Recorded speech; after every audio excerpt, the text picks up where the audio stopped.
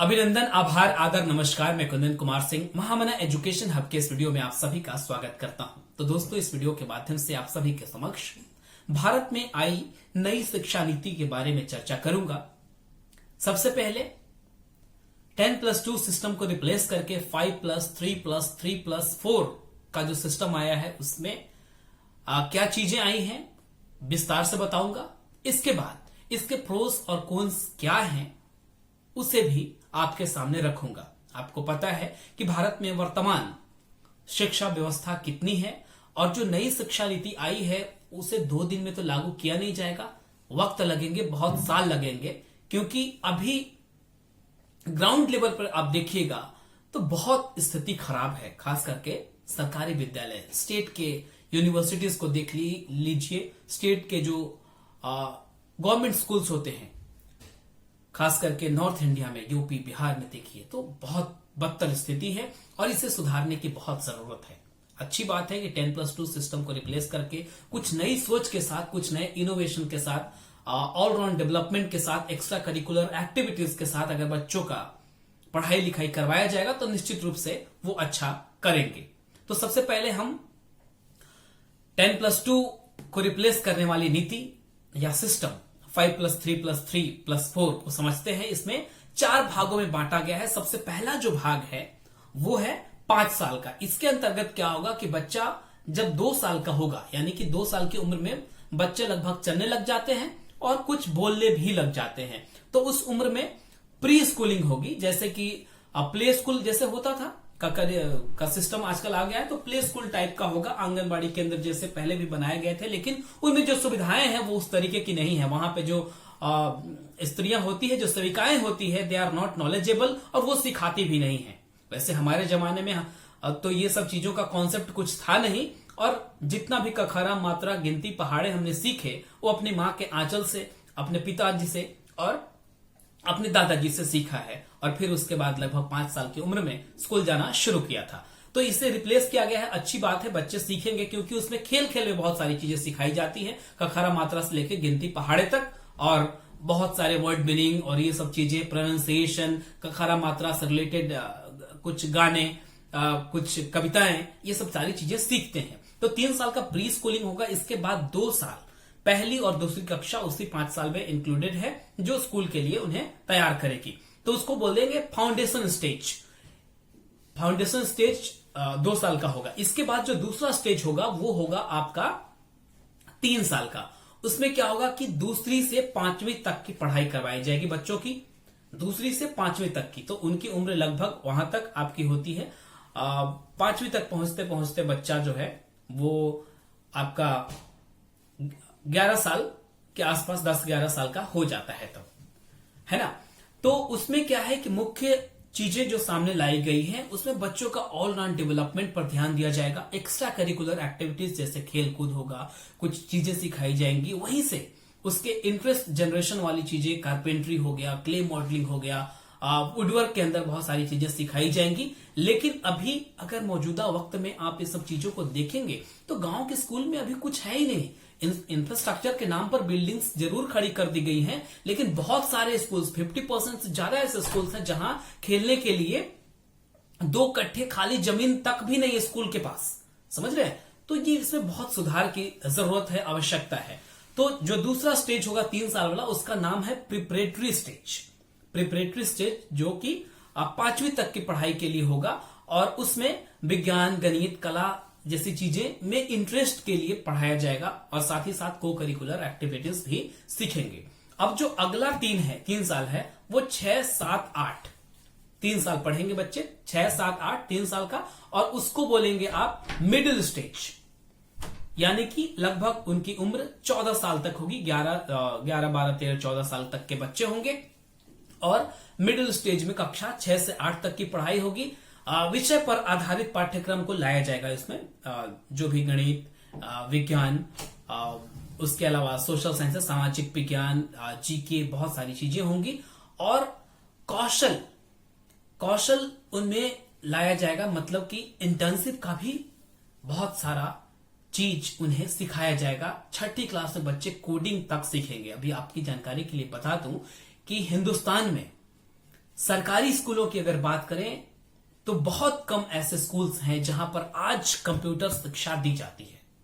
बहुत कम होंगे। South Indian के कुछ गिने चुने स्टेट होंगे, कुछ हिमाचल प्रदेश और जम्मू कश्मीर की बात कर सकते हैं, लेकिन यूपी बिहार में तो कंप्यूटर शिक्षा के नाम पर कुछ भी नहीं है। शिक्षक तक नहीं है। बड़े बहुत सारे ऐसे स्कूल भरे पड़े हैं, 1 लाख से ज्यादा, जो कि सिर्फ एक शिक्षक के भरोसे चलता है स्कूल। इसकी तादाद मध्य प्रदेश में बहुत ज्यादा है। कई हजार मध्य प्रदेश में स्कूल्स ऐसे हैं जहां सिर्फ एक शिक्षक उस स्कूल को चलाता है, वो गवर्नमेंट स्कूल है। अब समझिए शिक्षकों की कितनी कमी है, और फिर बाकी क्वालिटी एजुकेशन की बात तो छोड़िए।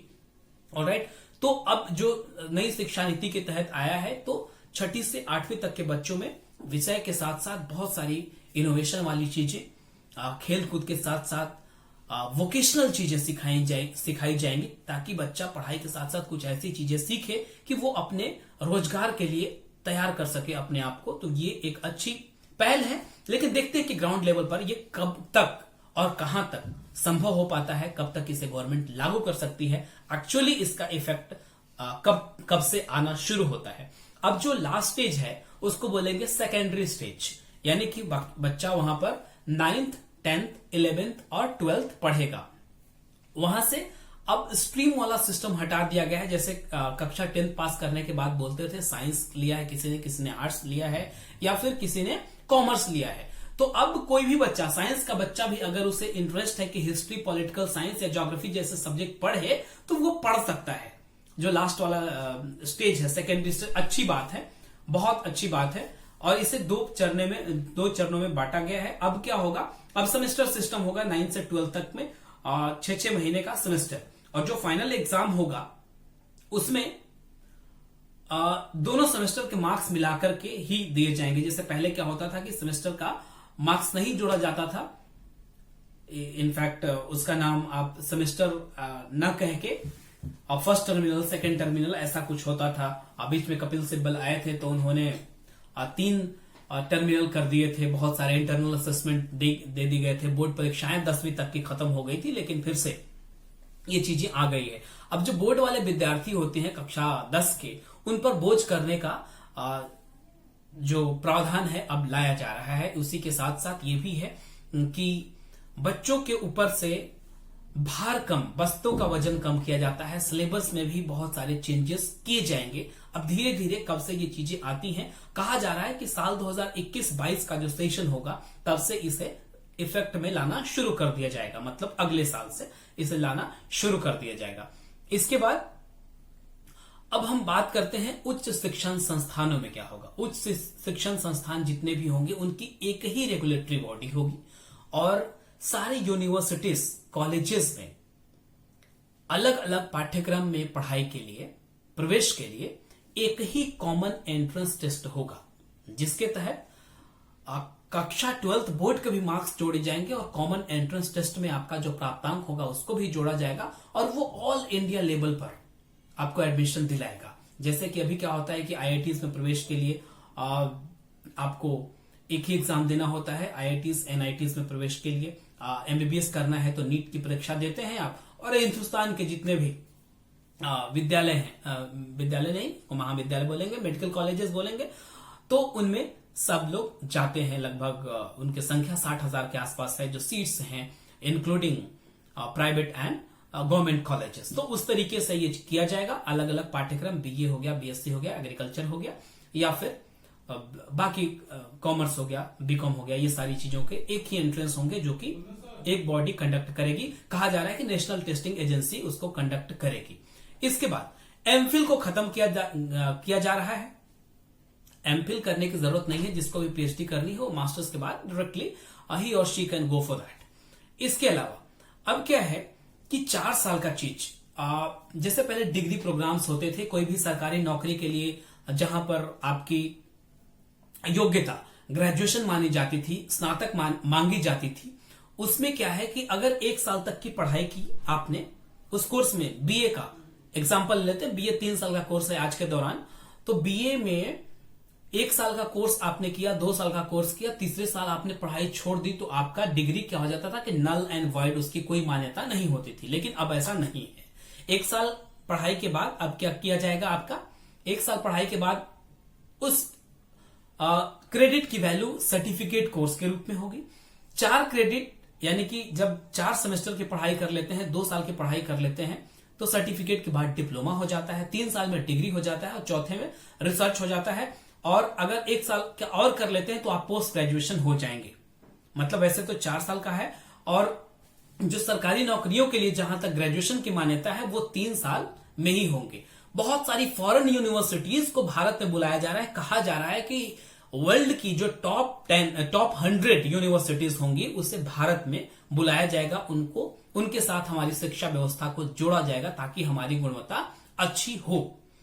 अभी कुछ साल पहले दिल्ली यूनिवर्सिटी के एक वाइस चांसलर जिनका नाम है दिनेश सिंह, उन्होंने ये मांग किया था कि भारत में स्नातक की व्यवस्था को 4 साल कर दी जाए, क्योंकि हमारे स्टूडेंट्स जब फॉरेन यूनिवर्सिटीज में जाते हैं तो उन्हें 1 साल का डिप्लोमा करना पड़ता है, इसके बाद वो मास्टर्स कर पाते हैं। तो उनके बहुत विरोध हुए थे और तब भारत की शिक्षा मंत्री स्मृति ईरानी थी, तो उनके बहुत कुछ झेलना पड़ा था और फाइनली ये चीज आई नहीं थी। लेकिन जब ये शिक्षा व्यवस्था आई है, जो कि डॉक्टर कस्तूरी रंजन इसरो के चीफ रह चुके हैं, उन्होंने तैयार की है, तो इस चीज का उन्होंने स्वागत किया है, ट्वीट किया है और बहुत सारी चीजें बताई है। अब हम आते हैं कि इससे जो चीजें आई हैं उससे खामियां क्या हो सकती है, नुकसान क्या हो सकता है, घाटा क्या हो सकता है। तो सबसे पहला जो कि आपका प्रिपरेटरी स्टेज और फाउंडेशन स्टेज, मतलब कि 8 साल की उम्र तक के बच्चों के 10 साल की उम्र तक के बच्चों की जो पढ़ाई होगी, ऐसा कहा जा रहा है कि मातृभाषा में होगी और या क्षेत्रीय भाषा में करवाई जाएगी। अंग्रेजी पर विशेष ध्यान नहीं दिया गया है। लेकिन आपको हम बता दें कि बाद में जब वो बच्चा नौकरी के लिए जाएगा, चाहे एसएससी, बैंकिंग या फिर यूपीएससी के लिए जाएगा या फिर तमाम ऐसे स्टेट गवर्नमेंट्स की नौकरियां जिसमें अंग्रेजी पूछी जाती है, तो उसकी अंग्रेजी कम हो जाएगी। ऐसा बहुत सारे आर्टिकल्स के थ्रू मैं ये सूचना दे रहा हूं। बड़े बड़े शिक्षाविदों की बहसें हो रही थी और मैं उस चीज को सुन रहा था, बहुत सारे आर्टिकल्स पढ़े, तो मुझे भी लगता है कि ये जरूरी है, अंग्रेजी लाना बहुत जरूरी है। जैसे ऐसा किया जा सकता है उसमें अमेंडमेंट की अंग्रेजी कंपलसरी कर दें और बाकी क्षेत्रीय भाषा और जो मातृभाषा है उसे भी पढ़ाया जाए। एक बात तो आप मान लीजिए कि जो माता हमारी भाषा बोलती है, वो बच्चा चाहे या न चाहे पढ़ाने की जरूरत नहीं है, उसमें आ ही जाता है। जैसे हमने अपने गांव में 8 साल अपनी जिंदगी के बिताए हैं, शुरू से लेकर के लगभग 2001 तक के। तो 2001 के बाद मैं दूसरी जगह पढ़ने चला गया, तब तक तो मातृभाषा को मैं कभी भूल नहीं सकता। अभी भी अपने मम्मी पापा से मैं मगही में ही बात करता हूं, कभी भूल नहीं सकता। कोई भी विद्यार्थी, भोजपुरी का बच्चा है, मैथिली का बच्चा है या फिर और बज्जिका का बच्चा है, तो वो अपने माता पिता की भाषा कभी भूल ही नहीं सकता, उसे सिखाने की जरूरत ही नहीं है। बात रही क्षेत्रीय भाषा की, तो वो भी सीख जाएगा, क्योंकि अगर 5 साल 6 साल 7 साल वो बच्चा देख लेता है, सुन लेता है उस भाषा को, जीवन भर उसके साथ वो भाषा रहती है। इसके बाद अब हम जो सर्टिफिकेट, डिप्लोमा, डिग्री की बातें हो रही, तो उसके लिए नौकरी की भी तो व्यवस्था करनी पड़ेगी गवर्नमेंट को। जैसे 1 साल किसी ने डिप्लोमा सर्टिफिकेट कोर्स कर लिया, तो अभी तक तो ऐसी कोई भी नौकरियां नहीं है जो हमें सर्टिफिकेट के आधार पर ऐसे नौकरी दे देती है। 12th पास के बाद किसी की योग्यता 12th मानी जाती है, किसी की योग्यता ग्रेजुएशन के लेवल पर मांगी जाती है। कुछ में सर्टिफिकेट कोर्सेस जैसे कि DCA, diploma in computer application होता है, तो उसके थ्रू आपको दे दिया जाता है नौकरी। अभी तक ITI नाम का चीज था, जिसके तहत रेलवेज में बहुत सारी भर्तियां निकलती हैं, तो उसके लिए। लेकिन आर्ट्स में ऐसा कुछ नहीं था। आर्ट्स के सब्जेक्ट वाले विद्यार्थी अगर डिप्लोमा करेंगे या फिर सर्टिफिकेट कोर्स करेंगे तो उसके बाद भी तो उनको नौकरी चाहिए, क्योंकि अगर उसकी शैक्षिक योग्यता है, कुछ उसने पढ़ा लिखा है, तो उस हिसाब से उसको काम का भी, उसके रोजगार का भी सोचना पड़ेगा गवर्नमेंट को। तो ये भी एक पक्ष है। इसके अलावा इसके इम्प्लीमेंटेशन की बहुत सारी समस्याएं आएंगी, क्योंकि अगर सुधार की बात होती है तो अभी तक 6 साल बीजेपी गवर्नमेंट में रह चुकी, इसने 2014 में ही ये वादे किए थे कि नई शिक्षा नीति हम लेकर के आएंगे। ऑलराइट, तो लेकर के आएंगे, बातें करेंगे। ये 6 साल में इन्होंने शिक्षा में कितना ज्यादा सुधार किया, ये भी देखना होगा। तो इम्प्लीमेंटेशन की बहुत ज्यादा जरूरत है। ग्राउंड लेवल पर जितना अच्छा हो सके अच्छा होगा, बहुत बढ़िया होगा। लेकिन हो जाए तो इसमें सब कुछ अच्छे रास्ते दिखेंगे, सारे युवाओं के भविष्य बढ़िया दिखेंगे। इसी के साथ साथ 6% ऑफ जीडीपी का खर्च एजुकेशन पर होगा। अभी तक आपकी जानकारी के लिए बता दूं कि बहुत कम खर्च होता था। जीडीपी का 1% भी एवरेज नहीं है जो भारत सरकार अभी तक खर्च करती आई है। तो अच्छा है, अगर 6% जीडीपी खर्च करेगी तो बहुत बढ़िया बात है। कल मैं डॉक्टर शशि थरूर को सुन रहा था, उन्होंने कहा कि बढ़िया है, ही वेलकम दिस नीति। उन्होंने इस पॉलिसी का वेलकम किया है, लेकिन उन्होंने एक नाराजगी भी जताई है कि बिना पार्लियामेंट में बहस के इस चीज को लागू कर दिया गया, विच इज नॉट एक्सपेक्टेड। और ये अच्छी बात नहीं होनी चाहिए थी। बड़े बड़े जो शिक्षाविद बैठे हैं हमारे पार्लियामेंट में भी, तो उनसे थोड़ी राय लेनी चाहिए थी। जो उनके दस्तावेज थे, जो कमेटी के पेपर्स थे कस्तूरी रंजन के, वो 2.5 लाख लोगों के रिकमेंडेशंस हुए, जिसमें कॉमन पीपल थे, कुछ शिक्षाविद थे, कुछ टीचर्स थे, कुछ जनप्रतिनिधि थे। ऐसा कहा गया गवर्नमेंट ऑफ इंडिया के द्वारा। हालांकि बहुत सारी चीजें गुप्त भी रखी गई है इनमें, आपको भी सुनने को मिलेंगे। आप डिफरेंट चैनल्स को अप्रोच कीजिए, पढ़िए आर्टिकल्स को, तो पता चलेगा। Let us see what happens. Bharat की शिक्षा नीति अगर बढ़िया होती चली जाती है, शिक्षा व्यवस्था सुधरती है, तो सबका साथ सबका विकास वाली बात होगी। लोग बढ़ेंगे, पढ़ेंगे और आत्मनिर्भर जरूर बनेंगे। शिक्षा को जितना ज्यादा से ज्यादा मजबूत किया जाए उतना ही अच्छा है। उम्मीद है ये चीजें सुधरेंगी, अच्छी होंगी। फिलहाल all the best for your bright future. God bless you all young ladies and gentleman. नमस्कार वंस अगेन।